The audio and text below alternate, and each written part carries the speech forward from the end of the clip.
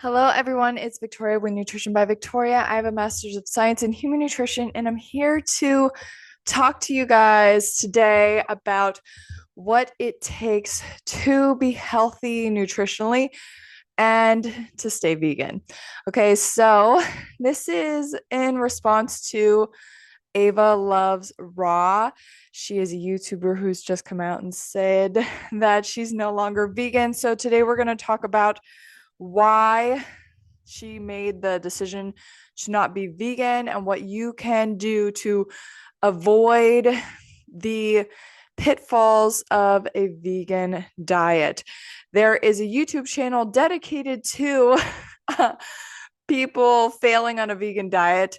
I have been featured on there, but I have yet to fail on a vegan diet because I know what it takes to be healthy while eating a vegan diet. And that channel is Vegan Deterioration. What I will say is that, she does highlight a lot of people who fall into this category of becoming ex-vegans because they are practicing a similar dietary approach. So today we're going to go over what that is and why you should avoid it in order to not be an ex-vegan and to stay vegan for life if that is your goal, because it is a diet that is promoted by the ADA, the American Dietetic Association, as being healthy as long as you maintain a balanced approach to your nutrition. So, but to get started, I just kind of like to share some information about myself recently. So today, just to give you some context in regards to I've been vegan for almost 13 years now, high carb, low fat vegan, and I'd like to share, what I'm eating. You guys can see more into my personal life on my Instagram account.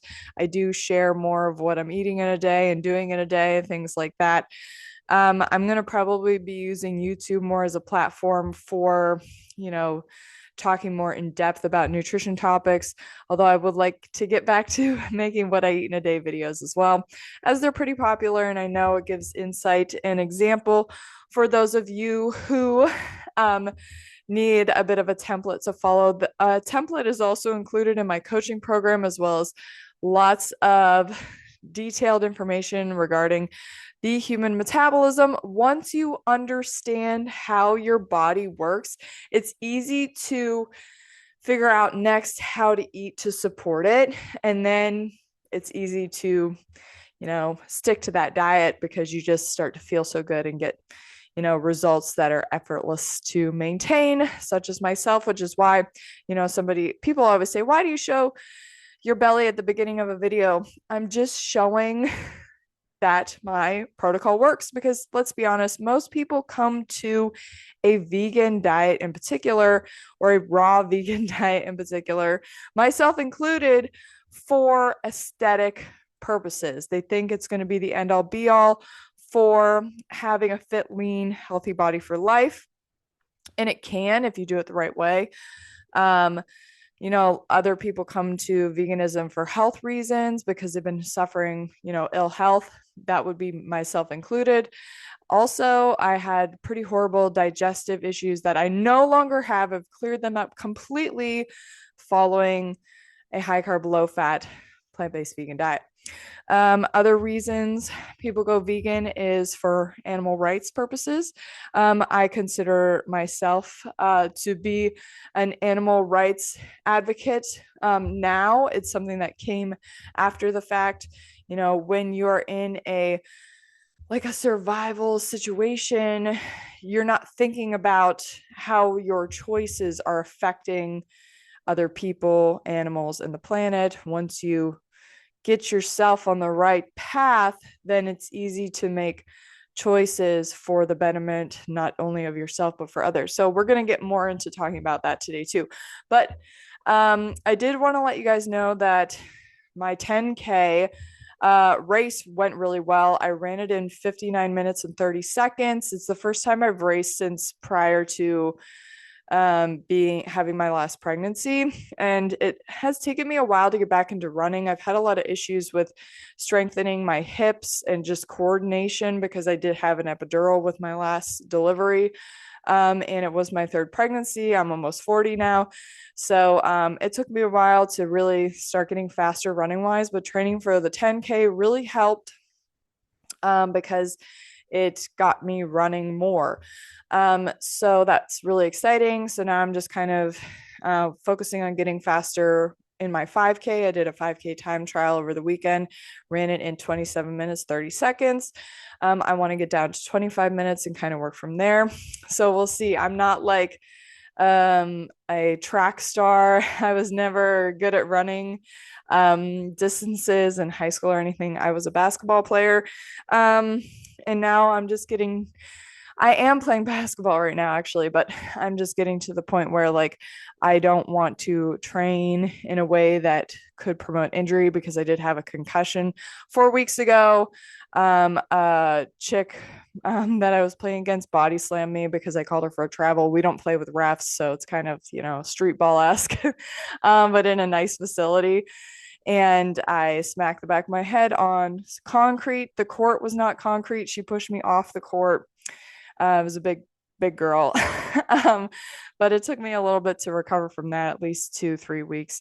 So that's why I wasn't so much on YouTube during that time. Anyways, so the belly shot I showed you at the beginning of this video, I've had 2 meals so far, so breakfast and lunch. So far today, I have had a strawberry banana naked juice smoothie, like the big container. Most of that I've had. I'd say 6/8 of it, 3/4, so about 75% of that. And I've had the majority of a small personal watermelon. Shared with my kids also. So I kind of eat their leftovers. I bought the smoothie for them and then I drink most of it because they only, can drink so much of it. And yeah, they ate some of the watermelon too. And then I ate the rest. So I'd say 75% of that as well. And then I had a little punnet of raspberries. They were so good. So that's probably about 8 ounces of raspberries. And I had about 5 organic navel oranges. They were delicious. They were on sale at the store, so I picked up the organic. I usually like buy whatever's on sale, and I find that tastes the best because it's usually in season. So if it's organic, great. If it's not, it's not the end of the world for me, especially if it's citrus because you're peeling the rind off anyways. And then I had probably about 10 medjool dates. So that is everything that I've eaten today. And I've had at least a liter of water, probably a little bit more. Okay, so enough about me. Let's talk about Ava Loves Raw. Okay, so I'm going to share my screen with you guys, and we're just going to jump right into this lady here. I actually never heard of her. She has a little bit more subscribers than I do.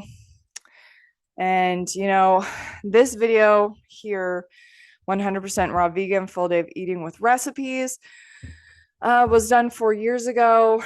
Raw veganism was probably a little more popular then. Right now, the carnivore movement is really taking over. And that's where all these ex-vegans are going, is to the carnivore diet. So let's just find out what Ava Loves Raw was eating back then. And then determine from there, if her diet was sufficient or not. Eva, how are you? Thank you for joining me. I am 100% raw foodie. I have been so for 3.5 years, and today I want to share with you what I eat in a day. Keep in mind that I mix things up. I don't always eat the same thing every day. I try to actually eat differently every day. No matter what, I always start my day with water. And it's always a good idea to start your day with water.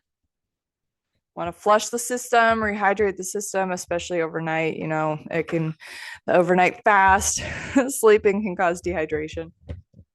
And I always also try to eat during the daylight. I intermittent fast every day. So my first red flag, intermittent fasting. Meal of the day is my first solid meal, I should say. It's not till 12 or 1, sometimes even. Okay, that is the number one way to fail on a vegan diet, is to practice intermittent fasting. Our body needs glucose after we wake up in the morning in order to function properly the rest of the day so that we're not running on cortisol. And the reason why cortisol will stay elevated if you don't eat in the morning, okay, is because it is there to help you find food, and it's not going to go down until you eat food, and then your cortisol is going to go down. That's going to tell your liver to stop making glucose if you've run out of glycogen, which by noon, she's likely run out of glycogen depending on, how many calories that she's eaten for the day. Later. And then I try to have my dinner while the sun is still up. I try not to ever eat at night. Sometimes I do though, human. Yeah, so she's definitely running out of glycogen. She's basically having a 5 to 6 hour eating window. So she's eating, noon or 1, and then stops eating around 6. That's a very short amount of time to be consuming food. A lot of this is dogmatic. Oh, I'm not going to eat after dark, but then if I do, it's okay. I'm human. I slip up. Like, I'm seeing a lot of red flags for like eating disorder behavior. I snack sometimes, but I try not to do that. Typically, she snacks sometimes, but she tries not to do that. So we're definitely dealing with like disordered eating mentality here. I have a smoothie because they're just so easy and convenient, and you can take them anywhere. Not that right now we're going anywhere because we're stuck up. Okay, that's nice. Smoothie because they're just so convenient. When I do a smoothie, though, I want to point out that I try to mix my greens. Today I have kale, so I'm using kale, and I have bananas. I have a ton of bananas that are too ripe, so I'm going to use those as well. Okay, bananas make a great base for a smoothie. You just want to make sure that you're putting enough in so that it is more carbohydrates than greens. I try to mix up my greens. I don't always have kale. I don't always have spinach. Sometimes I put chard or collards or. It is good to rotate your greens for a smoothie if you're drinking a green smoothie, because this is a way of concentrating the greens, which for sensitive people who are, sensitive to the compounds in green leafy vegetables, particularly the cruciferous and the high oxalate vegetables like chard and spinach. This way, you're not having a buildup of those compounds in your system that can cause like a reaction. And really, if you're chewing this stuff, it's not going to be a problem. It's more of an issue when you're juicing or you're blending greens, where you're going to be taking in more than your body would want to eat naturally. But it's good that she's rotating them. Or whatever it is. And a really good tip also is if you're struggling with, transition into a raw vegan lifestyle and you feel you don't have that feeling of satisfaction of fullness, try adding a little bit of celery to your smoothie. That helps. I've had celery in a smoothie before. It's not too bad. I actually recommend eating your food more than blending it. If you're gonna have juice, that's fine. If you're gonna have smoothie, that's fine. But I don't recommend 2 meals a day being a smoothie. Have 1 meal a day be a smoothie, and then 1 meal a day be a solid fruit meal. Like if you're doing the raw till 4 thing. I actually am practicing right now where every Monday is like my fruit day, my raw day. So I just did that yesterday. And so I had fruit for breakfast, fruit for lunch, fruit and greens for dinner. And I find that if, I have a fruit meal and I need something like salty, because sometimes sweet and salty balance each other out. And if you translate that metabolically speaking, it's more like providing electrolyte balance between potassium and sodium, because the fruit is high in potassium and then the celery is like high in sodium. A lot of vegetables are just higher in minerals in general, as well as salt. But you can eat some celery with your fruit or after your fruit, and that will definitely, help to satisfy you if being raw is your goal. I do think that, a raw food diet can be healthy. You just have to make sure that you're eating enough calories and eating enough fruit. Helps a ton. And also at the very end, add a couple of chia seeds, a teaspoon of chia seeds. Don't smoothie is going to be. I've had a lot of questions about chia seeds and smoothies, and they're not necessary. um, you know, what I a lot of berries in particular, they contain their own seeds. A lot of fruit, it still contains its own seeds. It's not good to eat a lot of seeds because they can be pro-inflammatory, even if they are high in omega-3 fatty acids, because they're fatty acids. So you really don't want to be taking in a whole lot of fatty acids or amino acids, as they can cause inflammation in the body, contrary to popular belief, especially with the omega 3s. Actually, the research has shown omega 3 versus omega 6 that the benefit really only comes from not having so much omega 6 in the diet. Like it's unknown how much omega 3 you actually need to have in your diet, but basically the more omega 6 you have in your diet, the more omega 3 you need to balance the uh, nutrients out and the effect it has on the body. But if you're not taking in omega 6s, which are found in oils predominantly, as well as nuts and seeds, then there is no need to eat a concentrated source of omega 3s. You can meet your omega 3 need through your diet by consuming enough fruits and vegetables every day. Sludge and really, really thick. I'm not into a ton of fruit. I usually just have a little bit of fruit with my smoothie. Today, like I said, I put 4 bananas, but sometimes I'm not into a lot of fruit. So if you're eating a raw vegan diet and you're not into a lot of fruit, what are you eating? Because calorie wise, you're not going to get a lot of calories from greens. Sure, they're high in nutrition, but they're not high in calories. The number one reason why people can't stay vegan long term is because this is their belief system, is that they don't think that they need to eat carbohydrates. They don't think that they need to eat enough fruit. They don't think that they need to eat enough rice, that they can get their calories from vegetables and a little bit of nuts and seeds. It's just not the case.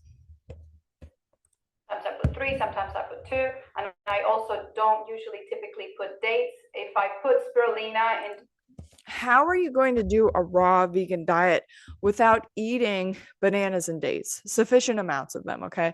Because bananas and dates are the potatoes and rice of the raw vegan diet. You have to have them in your diet, sufficient quantities, in order to meet your carbohydrate needs. The body doesn't care if you are eating fruit or starch, okay? They're both sources of carbohydrates. The body will use those carbohydrates to create energy. If you don't consume enough carbohydrate, concentrated source of carbohydrate from fruit or starch, which is the naturally occurring, actually, let's just go over that real quickly, okay? Carbohydrates. I'm going to pull up my coaching program for you guys. We're just going to go over real briefly some metabolic basics here. Okay, so the metabolism is a sum of chemical processes occurring within a living organism that maintain life. The purpose of the metabolism is to maintain homeostasis of these chemical processes. And these are all energy requiring processes: muscle contraction, anabolic biosynthesis, active transport, transfer of genetic information. These are all the things basically that the body does in order to keep you alive, and it needs energy in order to do this. The main function of the metabolism is to convert the energy stored in food molecules to chemical energy to be used for cellular processes, okay? Food molecules serve as cellular fuel and structural building blocks, okay? Calories, a unit of energy. A carbohydrate is our primary metabolic fuel source. We need to consume enough carbohydrate in order to create energy for our metabolism, for our body to do what it needs to do, okay? Carbohydrates look like glucose, fructose, galactose, which are monosaccharides, sugar, which is a disaccharide, starch, a polysaccharide. They're 4 calories per gram, which is the amount of energy that you can get from them, okay? Carbohydrates are found primarily in plant parts: fruits, roots, tubers, leaves, seeds, and breast milk. Okay, so when you're eating your raw vegan diet, you have to make sure that you're eating enough fruits, okay? Because that's going to be the most concentrated source of carbohydrate. Roots, you got to cook them in order to access those carbohydrates. Tubers, you have to cook them in order to access the carbohydrates. You have to break down some of that starch to make it easier for your body to assimilate the carbohydrates. Leaves are not going to be a really good source of carbohydrates, even though there is some carbohydrate in the leaves. They're mostly fiber and cellulose. Well, fiber is cellulose, but they're mostly like chlorophyll, cellulose, and some minerals, but leaves don't have a whole lot of carbohydrate. Now, seeds, you get into talking about seeds, you're talking about your cereal grains, which are going to be a really great source of carbohydrate. But again, you have to cook them, okay? Wheat, millet, rice, corn, barley, oats, you have to cook them in order to access the carbohydrate. You have to break down the starch, okay? Now, seeds like chia seeds, pumpkin seeds, walnuts, these are all overt fat sources that don't contain a whole lot of carbohydrate. Okay. So your most concentrated form of carbohydrate on a raw vegan diet is going to be fruit. So you have to eat lots of fruit in order to be satisfied and in order to keep your metabolism healthy, because your metabolism does not care about your micronutrient intake if your macronutrient intake of carbohydrate is insufficient. Okay. I go over this a lot with my clients because many don't understand that in order to access micronutrients, utilize micronutrients, we have to have enough cellular energy available. And that's going to come from carbohydrate. So the carbohydrate has to come first. And most of the time when you're eating carbohydrate anyways, you're going to be getting a pile of micronutrients coming with it that is going to allow for all the systems of your body to work properly and to have what they need in order to keep you optimally healthy. So let's go back to our Ava Loves Fruit video here.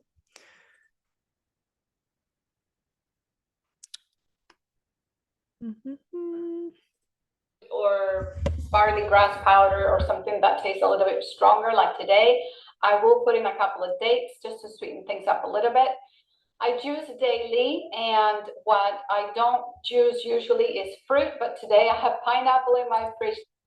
Okay, so she juices every day, so it's going to be green juice. They showed she showed a green juice here that she was making. Okay, so this is the first thing she had in the day, and she does say that she put a little bit of pineapple in it, probably about, I don't know, 200 calories worth. So this whole juice maybe 250 calories. So I'm going to start adding up the calories here.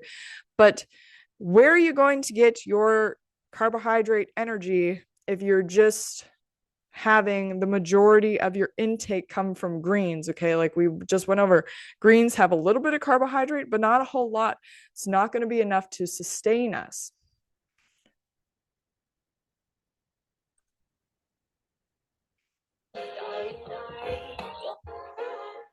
Oh boy.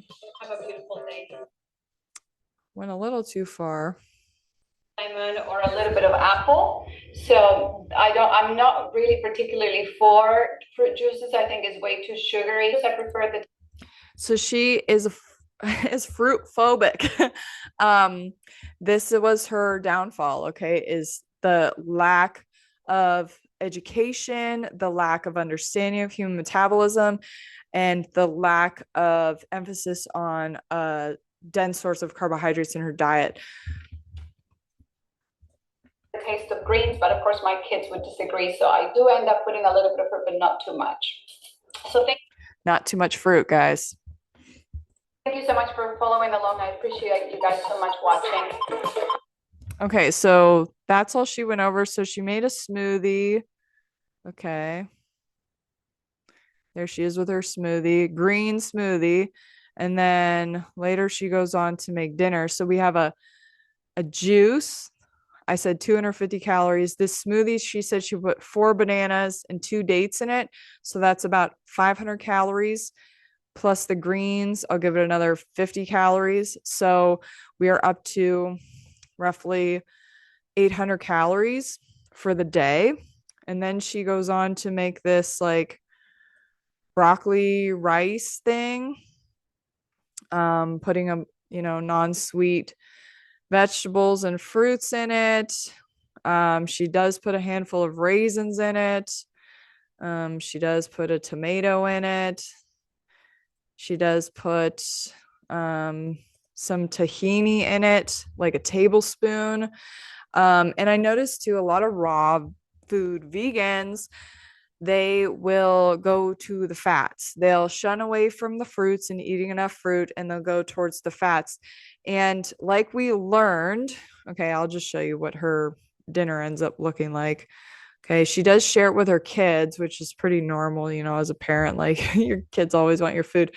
But there's not a lot of food here. It's broccoli, like heavy, and then some lettuce leaves. So I'd say max her calorie intake 1200, if that.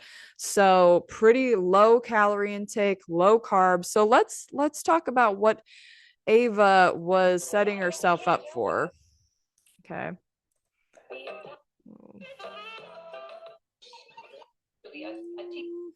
I'm just trying to exit out of here. There we go. Okay. So, just a reminder, the dietetic factors influencing the glucose tolerance and the activity of insulin here, that sugar tolerance is impaired by starvation or the taking of diets with a high content of fat. So a lot of raw vegans are actually setting themselves up for insulin resistance because they either don't eat enough carbohydrate or they eat too much fat. So you have to have a sufficient amount of carbohydrates in your diet in order to stay insulin sensitive. And what a lot of people don't realize about insulin resistance, okay, is that it triggers gluconeogenesis, which is what we want to stay out of, because that's what people medicate for. They medicate with metformin for that. Here we go. Recent studies have shown that metformin inhibits hepatic gluconeogenesis. Well, why are we shutting off gluconeogenesis with a diabetic medication? Because gluconeogenesis is what is happening metabolically for energy creation when we don't consume enough carbohydrate or there's some interference with too much dietary fat, clogging up the ability for insulin to bind to the cell receptors. So, in order to fix the problem, we got to have enough carbohydrate in the diet so that we're not bonking, okay? Whenever we run out of sugars, for instance, Ava loves raw, what her diet was doing was making her bonk. Okay, so bonking is a term to use in sports when an athlete runs out of glycogen, they run out of sugars. Okay, so in order to prevent bonking or gluconeogenesis from happening, you have to eat enough carbohydrate during the day to keep your glycogen stores filled and to have enough glucose to create ATP. We have glycogen as our reserves, okay? But we run out of glycogen pretty quickly if we're not refilling it, okay? So with a low carb, insufficient calorie diet, we're not going to be repleting our glycogen, particularly overnight. And then if we're partaking in intermittent fasting where we're not eating anything until noon, we're going to be running on cortisol. Cortisol drives gluconeogenesis. Gluconeogenesis is the creation of glucose from primarily amino acids. Where are those amino acids coming from? Our muscle tissue. We don't have an ability internally to store amino acids. We're either creating muscle tissue and other building blocks from the amino acids, or we're flushing them down the toilet because we're consuming too much and we're urinating it out. So what also happens when we are running gluconeogenesis is we become prone to something called bone mineral loss. Okay. The driver for osteoporosis, which is something that is more common in women, is primarily due to the under eating of carbohydrates. Carbohydrates are muscle protective, they're also bone protective, okay? They're not acids, they're carbohydrates. They allow us to maintain our fluid levels, they give us the energy we need in order to function properly, they protect our muscles from being broken down and used for energy. They also protect our bones because we are not triggering acidic energy generation processes like gluconeogenesis or ketosis, which have to be neutralized via the calcium that's in our bones. Okay. So a high carbohydrate diet is protective for our body, particularly as we age. So I want to play another little video clip here of Ava Loves Raw. This is her current video where she came out and said that she's no longer vegan. Okay. This person here's name is, let's see, I pulled her up on Instagram. Okay, this is her Instagram profile, Holistic Healers Cheryl Lee. Cheryl Lee disappeared from Instagram a while ago. This post in particular with Professor Spira is from last year. And what I can say, knowing who Professor Spira is, he promotes a mucosal healing system. It is the transition to a raw vegan diet. It includes enemas and fasting. Okay, so she was getting into that territory, this Cheryl Lee person. Okay, so she had some interviews with Professor Spira. She had interviews with this guy, Robert Morse, also in that same crowd of fruit diet and fasting and raw veganism. But Dr. Morse will tell you that you have to eat enough fruit, okay? But a lot of these people, they just jump into eating fruit only and they don't know how to eat enough, the importance of carbohydrate, how to transition properly. I think that if you want to eat a fruit diet, a fruit-based diet, you have to start with like raw till 4, where you get used to eating fruit for breakfast, fruit for lunch, and then having a satiating high carb starch meal for dinner that's low in fat and has your vegetables included as well. And then maybe once a week, just try to eat an all fruit day. It is a bit of a transition and it's not the easiest thing to do. I actually think that Freely, the Banana Girls, old videos showing her 100% fruit days were a really good example of how to successfully do a fruit-based diet. And you'll notice that she consumes anywhere from 3,000 to 5,000 calories a day of fruit when she does eat her 100% fruit days. Another interview that this Cheryl Lee did, Raw Coconut Girl, I think she's into the fasting scene. So you'll notice that's kind of a theme here. Okay, here we go. We got Lauren Lockman, who runs a fasting retreat center. So that's usually what causes people to go ex-vegan as they get into breatharianism, fasting, dry fasting, drinking their own urine, not eating enough fruit. These are things that I continue to see happen every single year, the same stuff over and over again.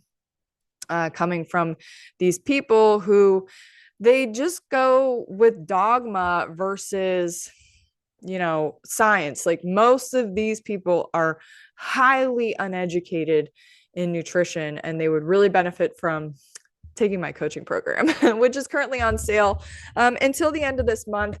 It's my 2025 New Year gift to you guys is this information about metabolic health. So we're going to go back to this video here.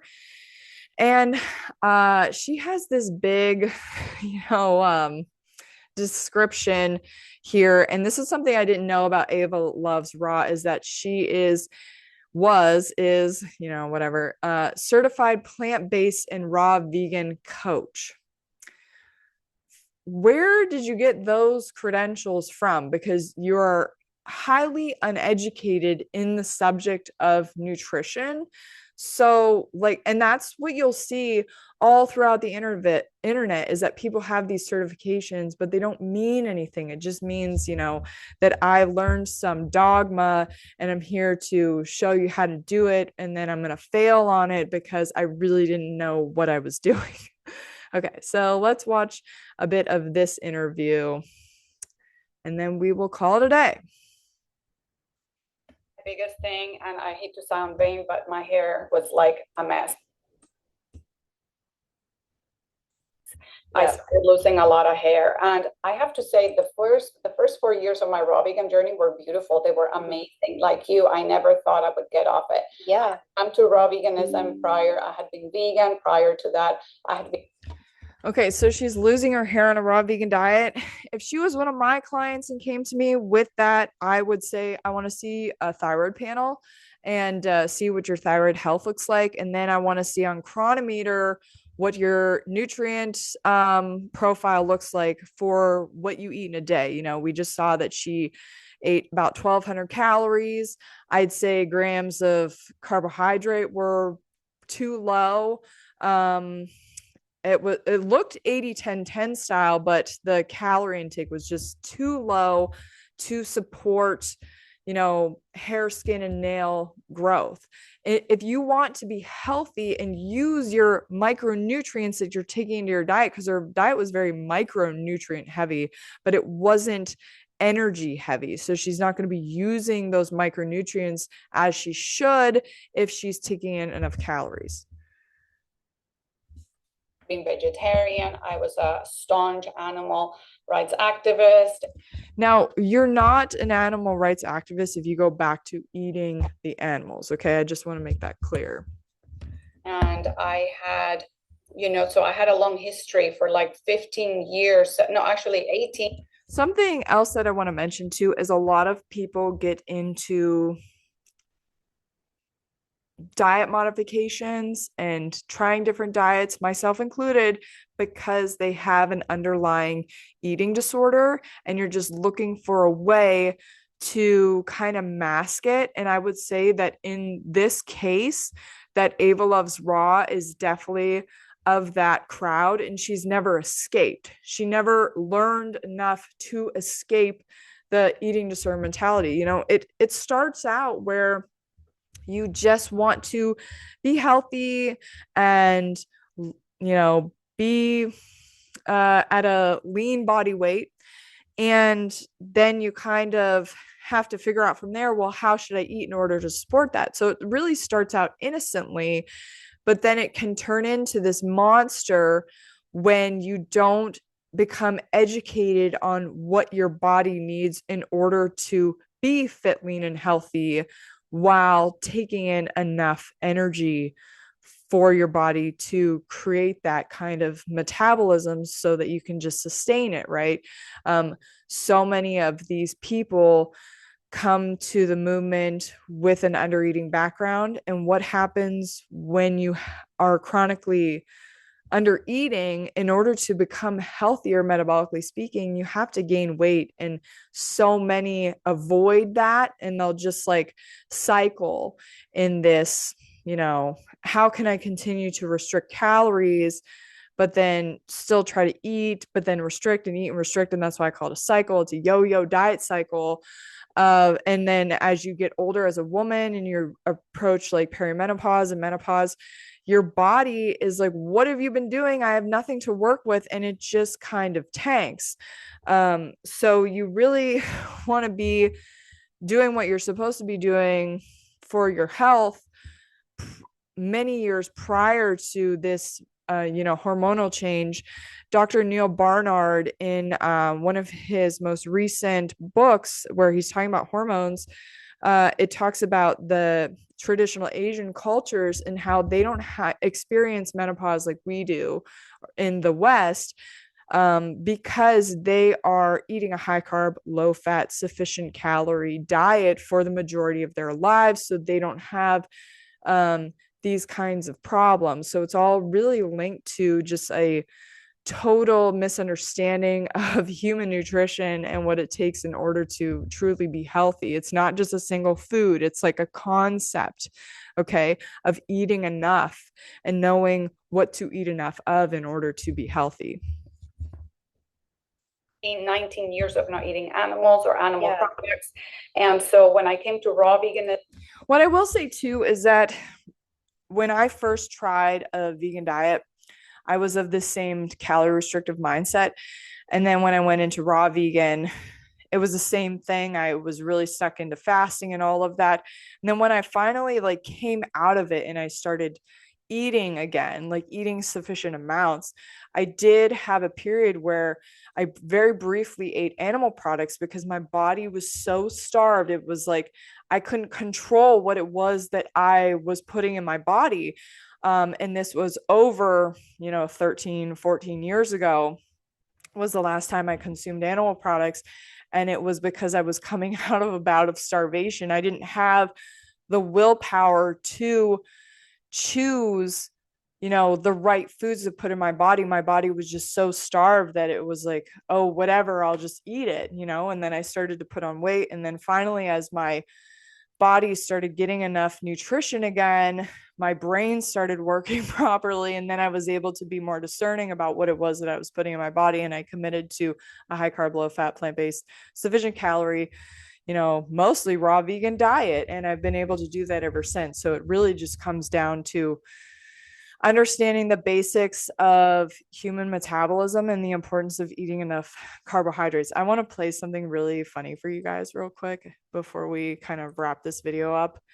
Um, let's see. This is my Instagram here, and I want to show you guys something really funny. I just watched this movie too. It's called Fall Guy with Ryan Gosling. So funny. Okay, where is it at? Okay, oh yeah, here we go. Oh, it's not playing. Oh, I gotta turn the volume. Your brain runs on glucose. For simple cognitive functions, you need Tom, you need carbs. Your brain runs on glucose. For simple cognitive functions, you need Tom. So you can imagine if you're not consuming enough carbohydrates, right? You're not going to be able to think clearly. You're not going to be able to stick to your moral values. You're not going to be able to do anything other than be in starvation mode, in survival mode, which is what happens to these people. Now, I want to just briefly comment on Cheryl Lee's face here. Okay. I'm not here to like poke fun at anybody, but a lot of the reason why people want to be raw vegan is they want to maintain their youth and age naturally and, maintain their aesthetics. Okay. I just want to point out that this woman is 52 years old. She has had a facelift, lip filler, cheek filler, lots of Botox. I mean, it's fine if this is like what you want to do with your money and your looks and everything, but don't be like advocating for a natural diet when there's nothing natural about what you're doing, and nobody knows what the long-term effects of that is. It's like you might as well just remove your social media and go and do the biohacking things that you want to do, take Ozempic and whatever, and be an experiment to that. But don't come on here and say that veganism doesn't work just because you clearly didn't know what you were doing on a vegan diet, nor were you interested in anything other than the quick fix, like aesthetic gains that you can get from like fasting, for instance. So these women are like most women, where they are after the fountain of youth, the holy grail, whatever you want to call it, but they don't know anything about health and nutrition and how to apply it. They're just jumping from fad to fad, trend to trend, thinking that, oh, this is going to be it, this is going to be it. It's very Western thinking mentality. I had been a junk food vegan. I had been a junk food things or situations, or I was getting forgetful, is that I literally could not recall a word that I knew was in my brain that I couldn't bring to my lips. I couldn't actually say it. Okay, so what would Ryan Gosling tell her in that situation where she was experiencing cognitive decline? Let's just play it one more time. And then I think that's going to be it for this video. Thank you so much for watching today. Tom, you need carbs. Your brain runs on glucose. For simple cognitive functions, you need that. Tom, we have to remember too that what is trending right now and what both of these women have now adopted is a animal-based diet, okay? And that is what is trending. So both of these women were in the raw vegan movement because it was trending. Now it's not trending.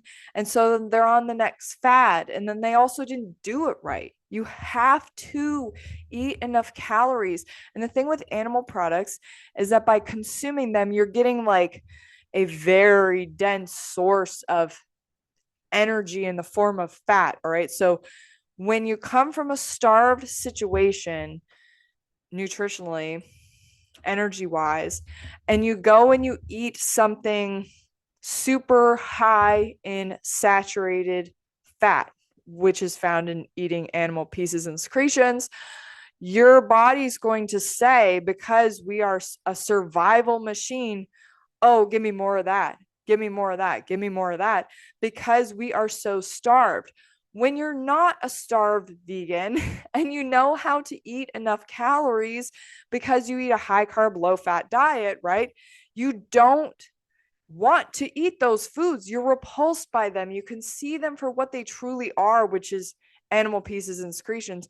Not to mention, animal fat, saturated fat, is linked to heart disease development, the number one killer worldwide. And then you got cancer development from animal protein and the promotion of IGF-1. So consuming animals is like a last ditch effort for human survival coming from a starved situation. It's why I gravitated towards those foods when I came from starvation, following the raw vegan fasting protocol. And it's also why I no longer, look at those poor creatures and their secretions as food, because I'm fed. I'm meeting my daily energy requirements. So it is just a simple situation here where you're always dealing with either are you fed or are you fasted and starved, as a human being. A fed human has more cognitive functioning, has more ability to be discerning, can again care not only about themselves, but other people and animals and the planet, because you're not working from a place of survival. You're working from a place of abundance because you eat abundantly. Okay. So these concepts are so simple. And like I said, everything is in my coaching program in regards to human nutrition and everything that you need to know in order to thrive as a plant-based eater, as somebody who wants to preserve their health and lower their disease risk, as somebody who wants to, achieve aesthetically a figure that is effortless to maintain. I mean, this is the holy grail, okay, is the information that's contained within my coaching program. I explain all of the information that you need to know and then how to apply it. And then it includes all resources as well at the end. So that is it for today's video. Thank you so much for tuning in. Let me know what you guys think down below. If you made it this far, comment orange because it is citrus season here in the States. And yeah, I hope you guys got a lot out of this video and can just simplify in your mind. I know a lot of people think nutrition is so complex, but you really have to work it from the foundation, which is what I do in my coaching program. I take you guys from like the very basics to just like, how it becomes so complex. But the main take home is that in order to thrive on any diet, whether you are a bodybuilder, a mom, somebody who wants to increase their fertility, somebody who wants to reduce disease risk, lose weight, age gracefully, you have to understand how to feed yourself. And the majority of cases, most people just have to relearn how to eat enough carbohydrate, and that carbohydrates don't make you fat, and that carbohydrates are not bad. Okay, that's what we've been conditioned in society, and clearly those women are just victims of that societal conditioning, of the fad diets that are always circulating. So I'm here to be the end all be all, I guess, for information that you're going to need in order to navigate your own diet, and also be able to tell, who is on social media, who's just promoting, uneducated dogma versus who's promoting, a diet and lifestyle that is backed up by, science and clinical research. The last thing I want to mention too is that what I'm seeing a lot in my experience with people who've done a carnivore or animal-based diet and blood work is that they do experience elevated lipid profiles. And then something else to consider is that, taking glucose tolerance tests, like that is going to indicate insulin resistance. So a lot of people will say, well, I'm not insulin resistant anymore because I did this carnivore diet thing. It's kind of like, you're not insulin resistant right now. Your blood markers aren't showing insulin resistance right now, but you are creating the foundation for it. So how it works is when you start eating carbohydrates again after being in ketosis or, gluconeogenesis ketosis combination, is that the second you put sugar back into your body, you're not going to be able to process it correctly until you consistently eat enough carbohydrate. So it's kind of like your body turns on de novo lipogenesis, which is the taking carbohydrate and creating fat and storing it as fat, until you turn off that mechanism by becoming insulin sensitive. And the only way to become insulin sensitive, I know you guys are going to be like, Victoria, you're like a broken record with this, but it's so important that people understand these very, very basic concepts, is that sugar tolerance is impaired by starvation or the taking of diets with a high fat content, so a keto, animal, carnivore based diet, whilst it is improved by taking diets containing an excess of carbohydrate. Okay, so high carb, low fat diet, sufficient in calories equals insulin sensitivity.